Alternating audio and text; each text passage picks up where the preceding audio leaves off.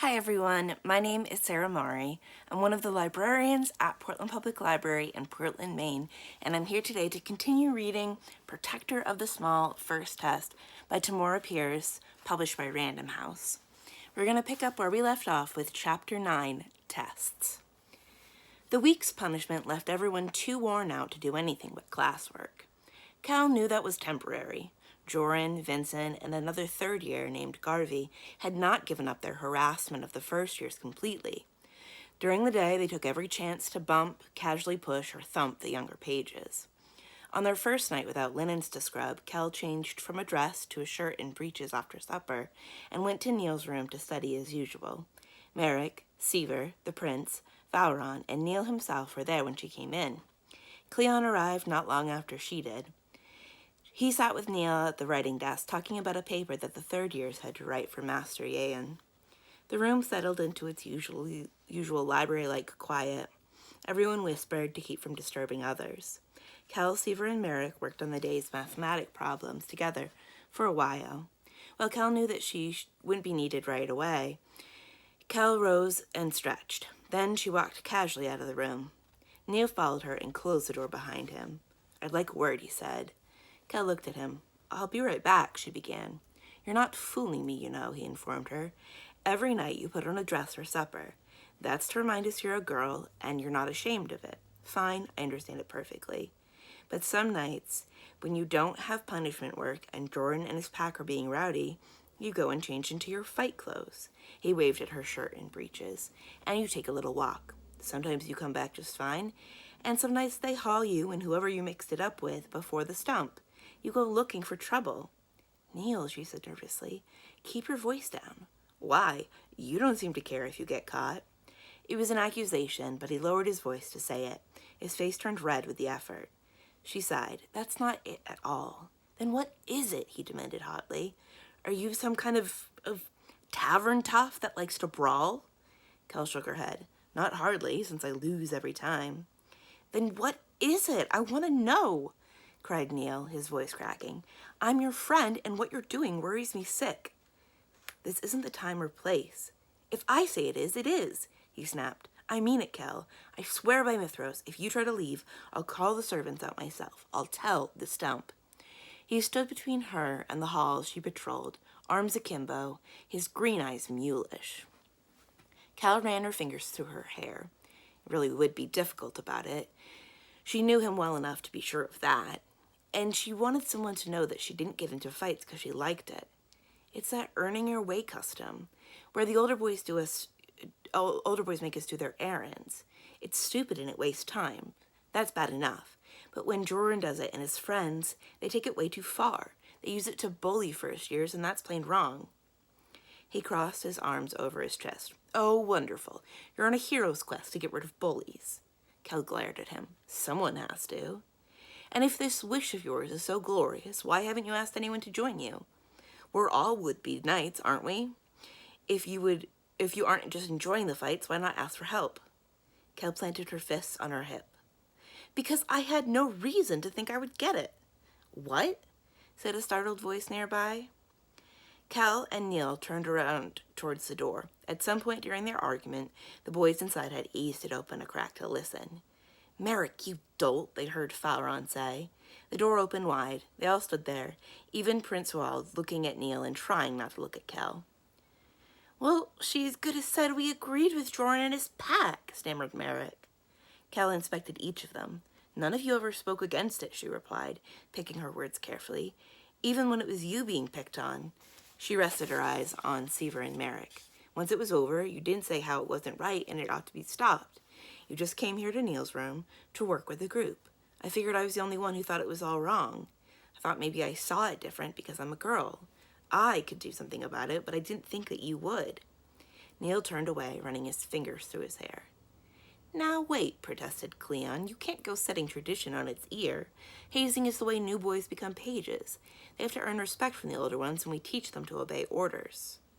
"So I should let this go on because it's always been that way?" she asked. Cleon, the prince, Vowron, all nodded. "No," she said flatly. "I know what you mean, Cleon. I do your chores." She met each boy's eyes.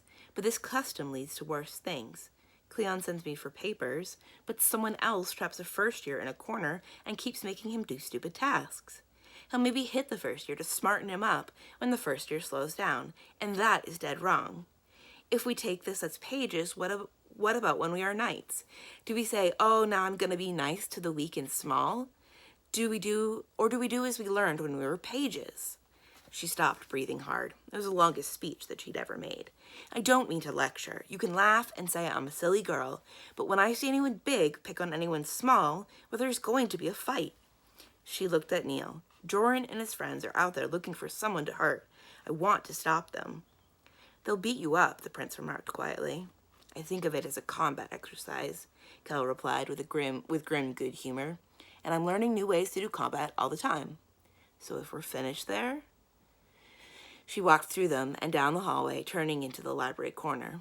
Running footsteps approached. She turned to find Neil. Kel stared at him. What do you think you're doing? He looked at her for a long moment. You're the oldest 10-year-old I've ever met, he said finally. Exasperated, Kel put her fists on her hip. What is that supposed to mean? Neil thrust his hands into the pocket of the breeches he wore at night. It means I'm trying to justify to myself the fact that the best lesson I've ever had on chivalry came from someone 5 years younger than me. When you put it that way, I guess I'll better help. Kel shook her head. All right, but it's gonna hurt, she said, and set off down the hall.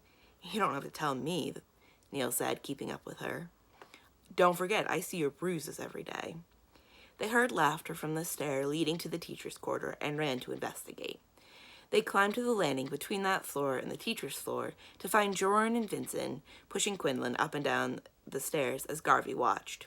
The moment they saw Kel and Neil, they stopped. Quinlan made his escape. Kel, Neil, and the 3 senior pages, not wanting to be heard by anyone on the teacher's floor, went cautiously down the stairs. At the bottom, Joran threw a punch at Kel, who ducked. Vincent tackled Neil, who threw him into Garvey. They were in the thick of combat, giving each other blows when the air seemed to grow heavy as velvet, weighing their limbs and shoulders down. Suddenly fighting or even speech was an effort. Slowly, the 5 pages turned towards the stairs. A tall man, a very tall man, Kel realized, with tousled black hair and large dark eyes, stood there, his hands braced on either side of the doorframe. He was dressed in a flowing white shirt and black breeches. The sparkle of magic glittered in the air between him and them. Such animosity will not do, he observed in a light voice. You've managed to affect my current working. If it were to go astray, except that it's not going to, because you're going to drop this and do whatever it is pages are supposed to do at this time of night. Run along. Although they were dismissed, none of them could move. The man frowned when he saw that he wasn't being obeyed. Finally, Neil managed to croak, Spell! Spell? Oh, yes, of course. How careless. The sparkle of magic vanished. Kel and the others could move again. Now you may go. He turned and climbed the stairs as Joran, Vincent, and Garvey ran. Kel and Neil remained there, staring up the stairs at the man disappearing from view around a turn. Will he report us? Kel asked. If so, she wished he'd do it. She hated waiting for a summons. Neil chuckled. Master Newmare? I doubt he'll remember why he left his workroom once he gets back to it. That must be a sensitive spell, though, if we affected it. Newmare, she murmured to herself with a frown. That name sounded familiar. Newmare Salomon, replied Neil. Only the most powerful mage in the realm. He'll be teaching the magic classes about dragons and griffins in a month or so. He deigns... Kel started to say lover, but didn't when she saw Neil frown. Friend? She supplied hastily. Neil sighed and nodded. He's too old for her, you know. Kel gave him a sympathetic pat on the back as they headed back to the others. They were at Neil's door when he suddenly turned cheerful. At least Joran won't stage any of his little scrambles near the teacher's quarters again, he pointed out. He's probably thinking right now that he's lucky Master Newmare didn't turn him into a tree. Oh, as if Master Newmare could, retorted Kel. Only in stories did mages turn people into things, and she had noticed such stories always took place in the very distant past. In real life, it was supposed to be impossible. Neil grinned. When he's upset enough, he can do pretty much anything he wants. He turned an enemy mage into a tree just 2 years ago at Fife Dunlath. Kel gasped. I'd never heard that, and we got all the news on the island. You're sure? I had it from Father, who had it from the king. Kel shook her head impressed, and Neil opened his door. "Hello, my ducks," he caroled as they walked in. "Did you miss us?" The next night, when Kel stood to go through the halls, Neil closed his books and stood with her. Fallon hesitated and then got to his feet, as did Merrick. Seaver was already opening the door. Kel looked at the other boys. Cleon had returned to study with them. His open, direct face was confused. The prince met Kel's gaze and shook his head, a wistful expression in his eyes. Poor Roald, Kel thought. His life would be so much easier if he didn't worry about what other people might say. She smiled at him and led the others outside. There was no sign of Joran or his cronies that night or the next. The third night they found Joran and Vincent in the courtyard forcing Esmond of Nickeleen to do bows made to a monarch over and over. The two third-years looked up, saw the size of their company, and fled. Neil slung an arm around Esmond's shoulder. "Want to join our study group?" They had a brisk skirmish with Joran and Vincent the night after their meeting with Esmond. It ended quickly, all of them running when they heard the approach of a group of servants. The night after that, Cleon put his book aside with a sigh as Kel got up. "I'd better come with you to keep you children out of trouble," he said with a grin at the older, taller Neil. Prince Roald and Esmond, who joined them, stayed to work as Kel and her supporters patrolled the halls. With the addition of Cleon to their group, the fights ended.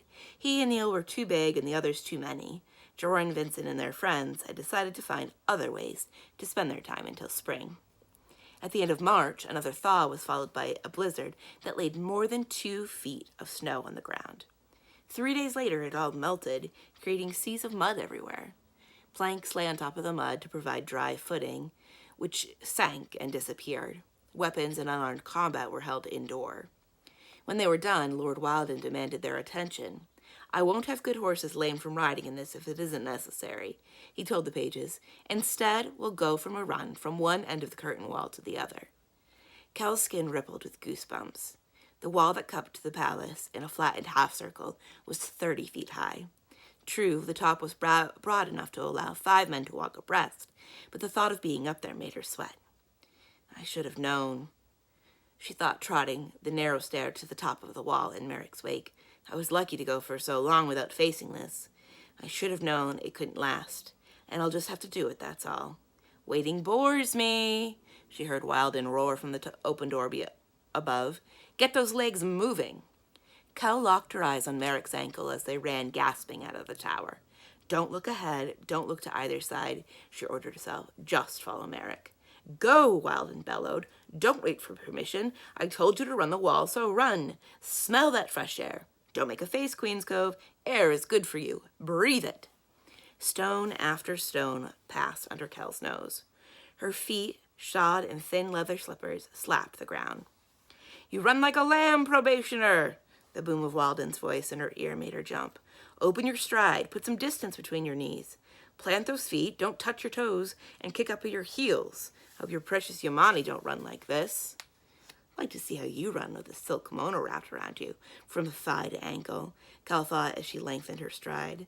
The thought of Wilden in a Yamani dress made her giggle as her thigh muscles strained and then relaxed, easing into the new way to run.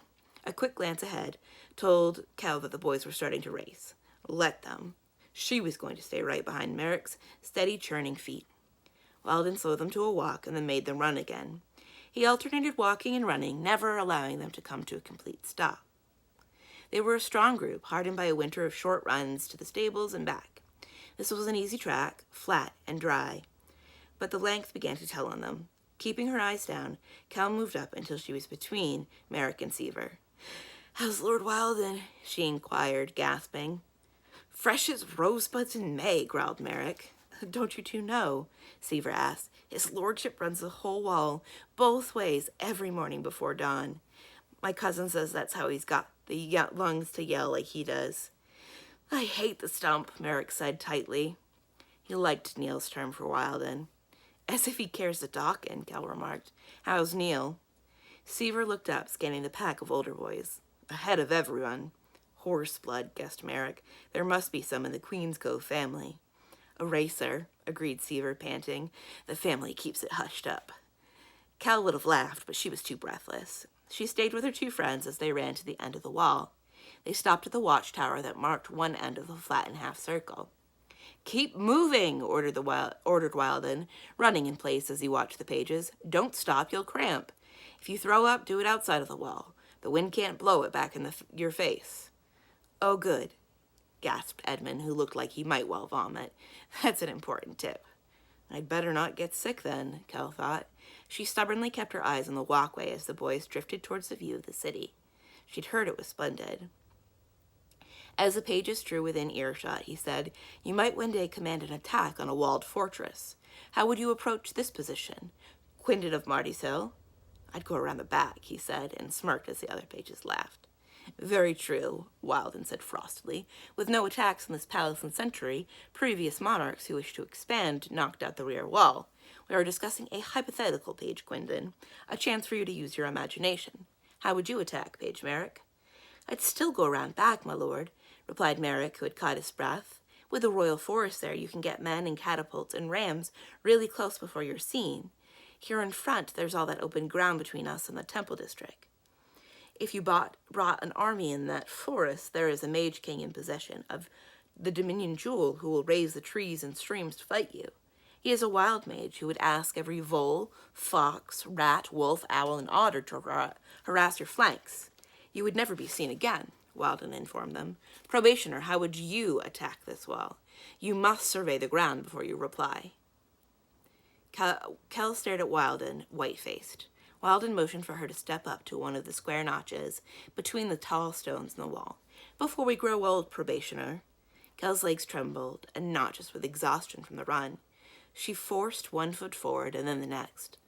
"I hope you are quicker to advise your lord in a combat situation," Wild told her. Stone halted her advancing steps. She had reached the wall. Kel took a deep breath and looked out through the opening. Straight ahead, the city was a jeweled blanket on both sides of the Oleron River. It was a very pretty sight.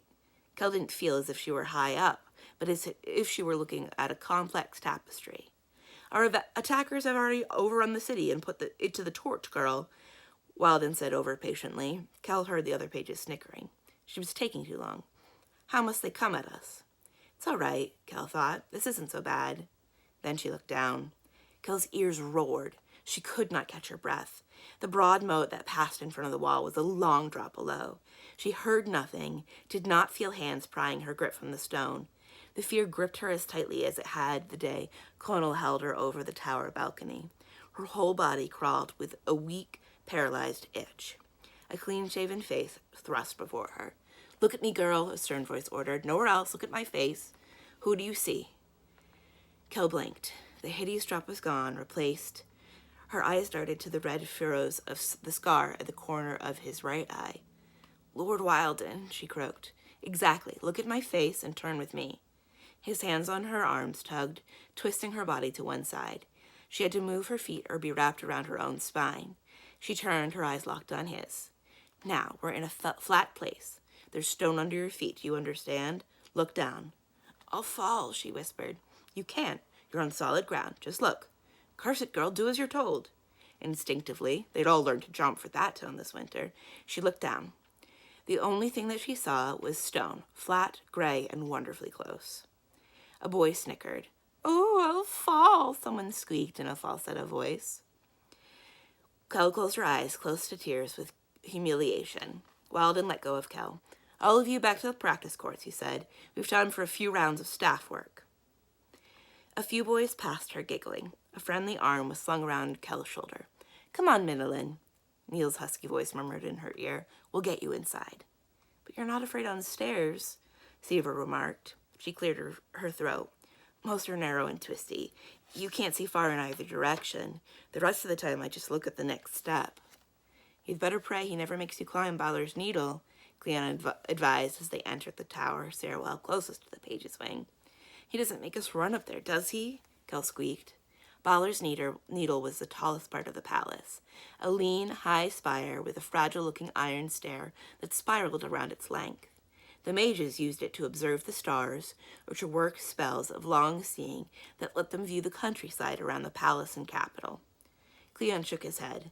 "None of us are allowed to go up there. A page failed the examinations about 6 years ago and jumped off the Needle." In silence, they finished the walk to the courts where staff practice was held.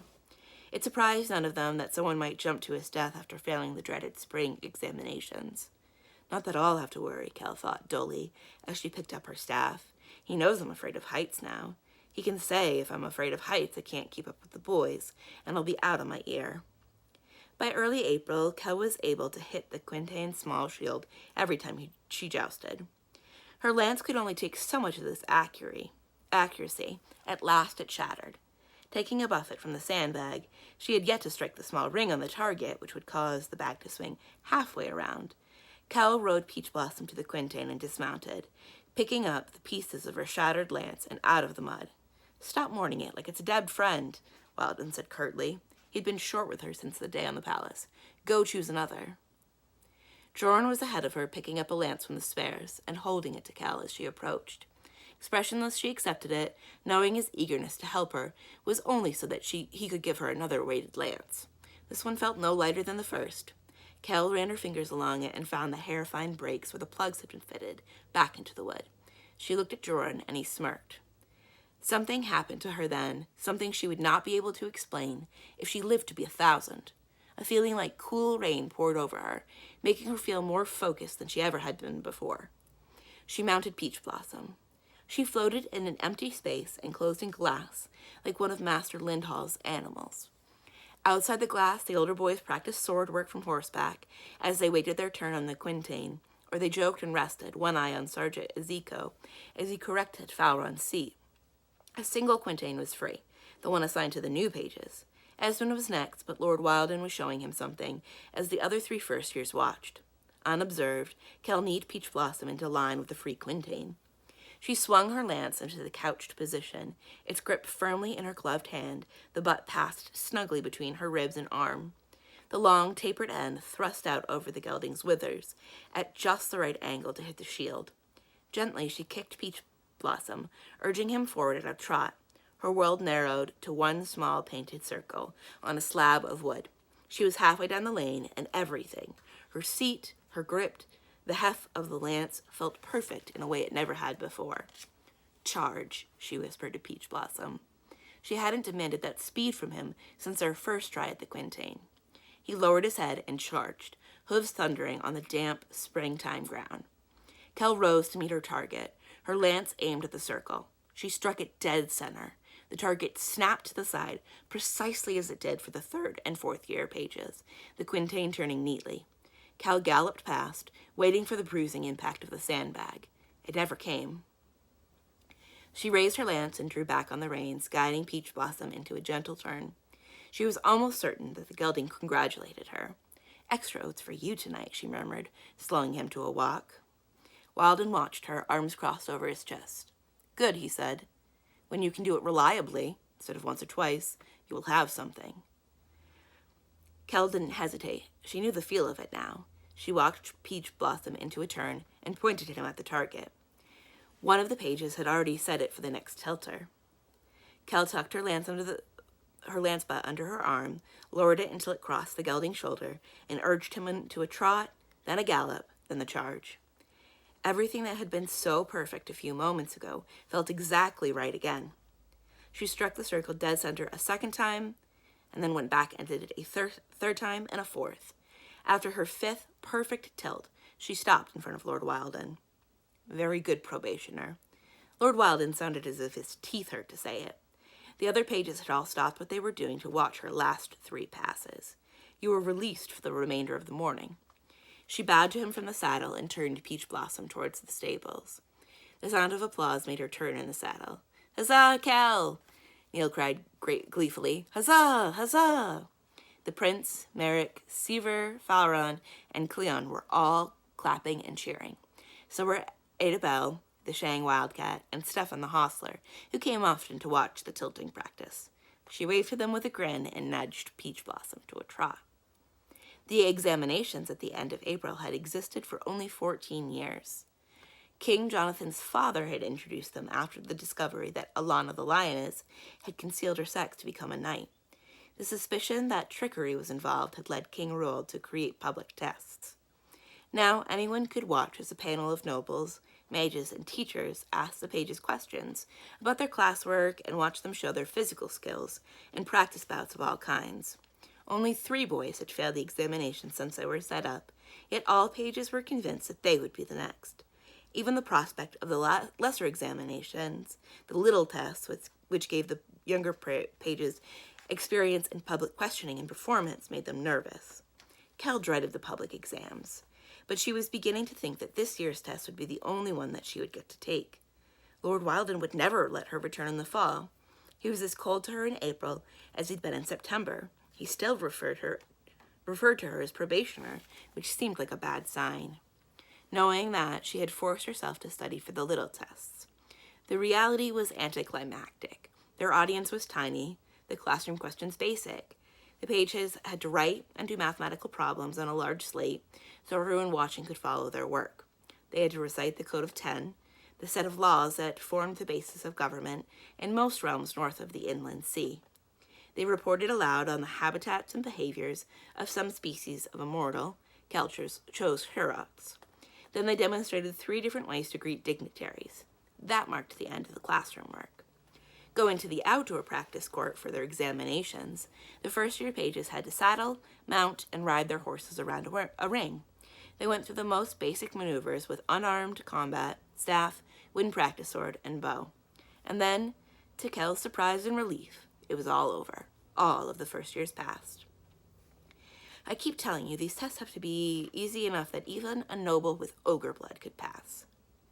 Neil informed her at supper that night. Kel grinned, but said, ogres only sound stupid. Most are pretty smart. And it's a shallow person who judges anyone by the way they sound, he admitted cheerfully. I'm so shallow, I'm surprised I don't reflect myself. Kel groaned and punched him in the shoulder.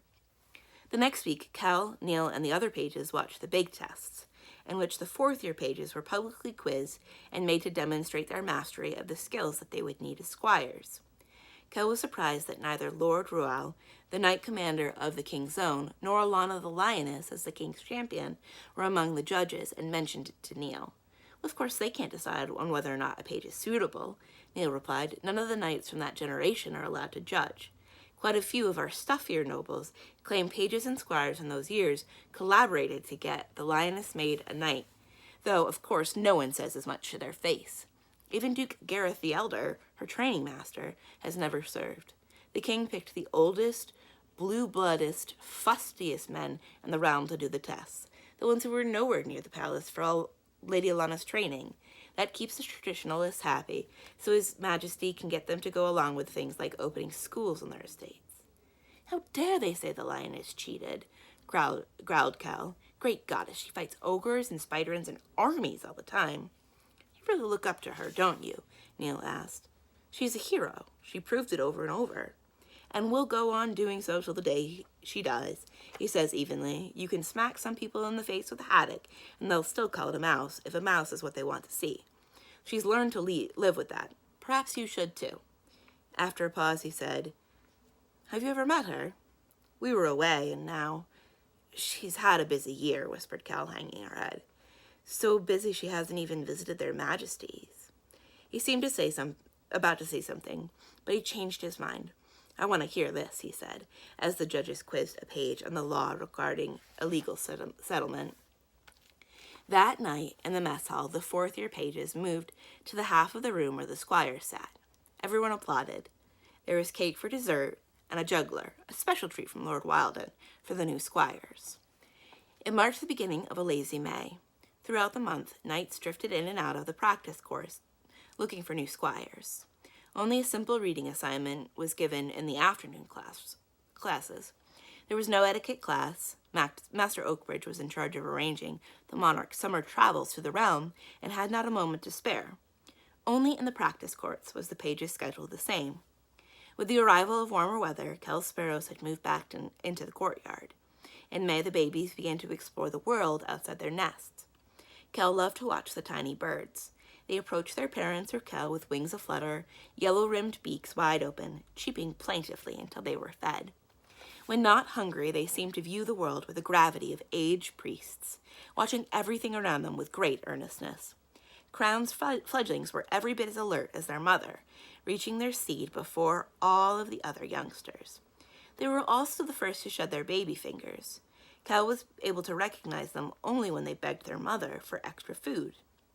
At the beginning of June, pages began to prepare for their weeks in camp. They were issued summer clothes, much like their practice garments, and taught how to load a pack horse with supplies and gear. Their first class of the day for a week was neither reading nor writing, but the art of calculating the amount of supplies necessary to keep 4 adults, Lord Wilden, Surgeon Ezekiel, and the Shang horse and the Shang wildcat, and 20-odd pages for 2 months. Finally, Lord Wilden gave them the entire day to run last-minute errands and lays. They were to leave for the depths of the royal forest in the morning after breakfast. The next morning, Kel rose at her usual time. She gave her sparrows one last feeding. "You stay out of trouble," she ordered them as they pecked at their seed. Salma was to look after them while she was gone. Kel refused to think of who would care for them in the fall. Lord Wilden had still not given any signal that she might be allowed to return. Overhead, the great bell clanged, summoning those who were late risers from their bed. Gathering her saddlebags, Kel left her room. That's where we're going to end today. We'll pick up tomorrow with Chapter 10, The Royal Forest. We've been reading the first book of the series, Protector of the Small. The first book is First Test. It's written by Tamora Pierce. My name is Sarah Mari. I'm one of the librarians at Portland Public Library in Portland, Maine. Thank you for listening, and I hope to see you again soon. Bye.